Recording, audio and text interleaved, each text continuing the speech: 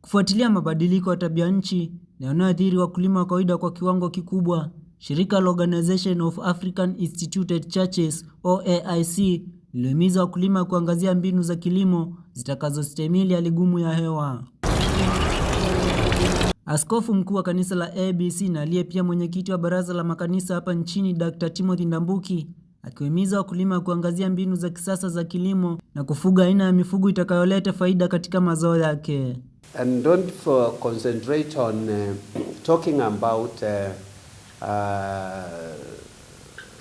in agriculture, cereals alone. How about places like Kibwezi, Ikuda? I made an observation.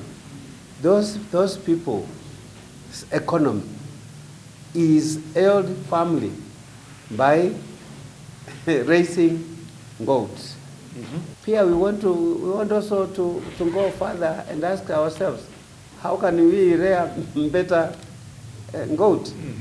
Yeah, a better breed that can also give money and also give good quality meat in our country. So because with the plants and the goats and the climate change, yeah, there are those aspects.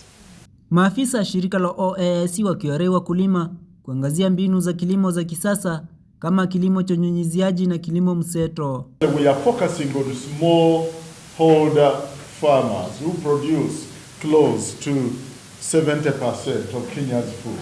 How do they access markets? Water conservation, soil conservation, irrigation equipment, early warning systems, we've had that.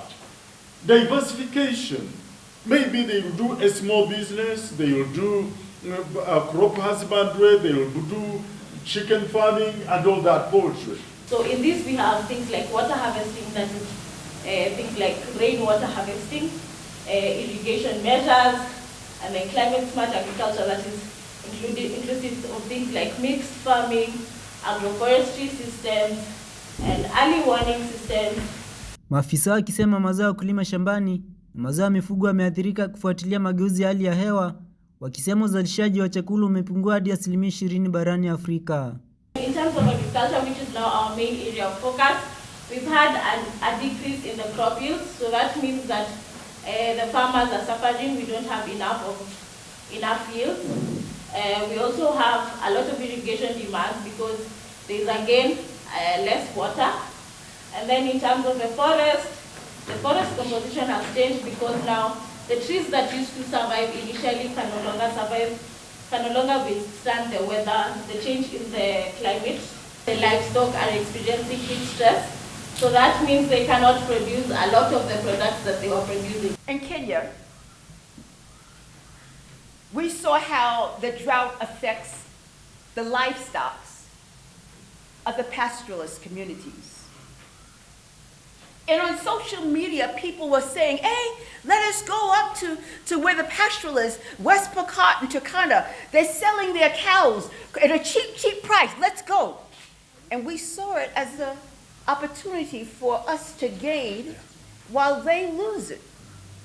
Maafisa wakitoa wito kwa serikali kuwezesha wakulima kwa kuwapa aina za mbegu zitakazostahimili magonjwa na kuwapa wakulima mikopo ya kuimarisha kilimo chao.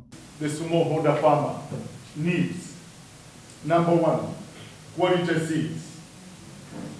You can do a survey in your mind. How many smallholder farmers have access to quality seeds? Affordable quality services. And the time is coming, we are beginning not to say affordable credit, and we are beginning to say money.